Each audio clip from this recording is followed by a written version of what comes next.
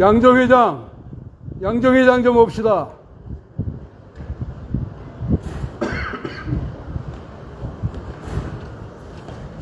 윤정규 회장, 아니 서민들의 주변을 들어가지고 이렇게 국부를 유출하는 은행으로 전락하고 말았습니다. 용납할 수 없어요.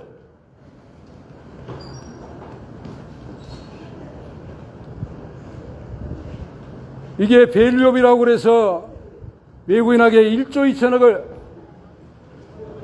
배당금 5조 수익을 내가지고 1조 2천억을 배당했는데 81%에 달하는 외국인의 주머니에 넣어줬어요. 이렇게 고액을 배당하고 자사주를 매입하고 소각해서 주가 상승을 통해 가지고 외국인은 10조의 이익을 받습니다. KB금융 작년에 무슨 사태 있었습니까? ELS 사태. 서민들에게 ELS 사태를 이야기하고 또 예대마진을 통해서 국민이 만들어준 예금 가지고 예대마진으로 엄청난 수익을 얻어가지고 이것을 외국인의 주머니에 넣어주는 역할을 하고 탈세까지 하게 만들고 탈세를 했는데도 훈장까지 받게 만들고 이러한 것들을 수사하라는 윤석열이 어떻게 수사를 하지 않고 김현장이 앞잡이가 되고 또 한덕수, 이 한덕수야말로 정말 매국노 중에서 매국노 아닙니까? 한덕수가 누구예요? 바로 국민은행이 2003년도 국민카드 합병해가지고 윤정규가 1조 6,523억 원 국민카드 손비를 법인세법 45조를 위반해서 국민은행에 넣어가지고 4,900을 탈세해가지고 적발됐는데도 이 적발돼가지고 3일 회계번임이 감사인 지정 취소되고 또 윤정규 감봉받고 김정태 문책경고 받고 KB 국민은행 기관경고 받았는데 이것을 적발해가지고 탈세를 못하게 적발했는데 한덕수가 론스타를 불법적으로 매각한 공로로 해가지고 부총리가 돼가지고 하는 짓이 국민은행이 탈세해서 적발했는데 윤중현이 적발했는데 이것을 또다시 탈세하게 만든 장본이 아니에요. 그리고 론스타가 탈세하게 만들고 하나은행도 탈세하게 만드는 장본인이에요. 그런데 저희들이 고발해가지고 론스타가 외환은행이 탈세 추징하고 또 대감 중수부에 고발하니까 국세청이 하나은행과 외환은행 탈세를 하나은행과 국민은행의 탈세를 조사한 거 아니에요. 그래서 추징했는데 이 추징한 세금까지 또 빼먹었어요. 용납할 수 없어요. 정말 대한민국이 이렇게 탈세하고 김현장에서 뇌물을 받은 한덕수가 어떻게 대통령 권한대행을 하고 있는 이러한 나라가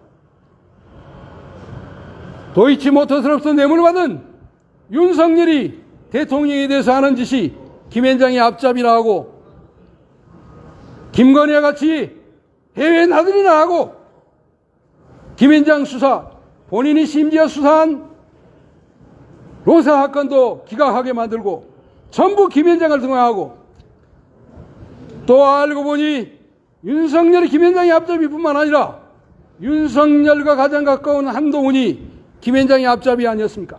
2009년부터 한동훈이 김현장에 가가지고 부인이 가가지고 뇌물을 받았는데 2009년도에 무슨 일이 있었냐? 2008년도에 노무현 대통령이 하나은행, 국민은행, 외환은행의 탈세에 대해서 2조 5천을 추징했는데 이명박이 1조 7,241억을 추징한 하나은행을 지 친구를 바로 대통령이 당선되자마자 빼주고 그 다음에 제가 고발한 론스타의 외환은행 탈세를 조세심판원에 넘겨드니 이 한승수와 같이 빼먹었는데 이 조세심판을 고발했는데 이때 한동훈이 청와대 이명박이 밑에 있었는데 이러한 것들 론스타 검사 수사하지 않고 자기 마누라가 김현장에 갖고 김현장이 이러한 탈세를 봐주는 거 아니에요. 이거 알고 보니 한동훈 김현장부터 수년간 뇌물을 받아온 작자가 아니에요. 또 최근에 보면은 국민의힘 권성동도 지 아들이 김현장이가 있고, 윤석열이 대통령이 되더니 김현장 변호사, 넥슨 탈세범 김주현을 민정수석에 앉았어요. 김주현이 누구야? 넥슨 탈세 지불을 받은 놈 아니에요. 그런데 이런 놈을, 김현장 변호사를 민정수석에 앉히더니 급기야는 심우정을 또 총장, 그 밑에 있는 사람을 총장에 만들고, 결국은 뭘 했습니까? 내란을 자행하고 말았습니다.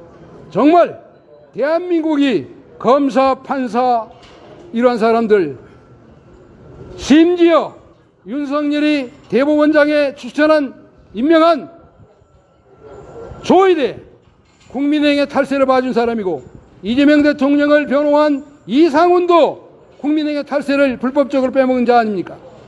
이러한 자들, 국민의힘을 탈세를 한 장본인이 급기야는 뭘 했습니까? 훈장을 받고 9년 동안 연임하고 또 회장이 물러나더니 고문까지 하고 있어요. 정말 이러한 나라가 대한민국이에요. 저희들이 작년에 윤석열 대통령에게 용산에서 국민은행, 하나은행, 외환은행에 탈세해서 23조를 추징하라고 고의고하고 고발했는데 결국은 그것이 맞은 거죠. 정말 국부 유출의 진원지가 된 국민은행, 제가 82년부터 2015년까지 다녔는데 2번 해고됐어요. 내국노들에 의해서 탈세를 막다가 해고됐는데, 정말 대한민국 검찰과 사법부가 이러한 것을 수사하잖아요. 정말 대한민국은 김현장의 하수인의 나라입니다. 김현장을 반드시 해체해야만 우리 서민들이 살 수 있는 길이 생깁니다. 이렇게 밸류업이라 그래서 외국인들에게, 국민들에게 81%가 외국인인데 5조의 배당을 통해서 10조의 이익을 넘겨주는 나라 대한민국이에요.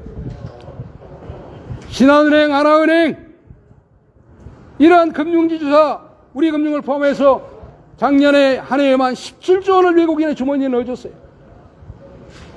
IMF 이후에 외국인들이 송금 받아간 배당금, 이자 등이 얼마냐? 4,950억 달러, 650조예요.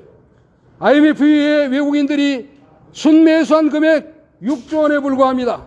외국인이 대한민국에서 가지고 있는 돈이 얼마냐? 2,100조예요.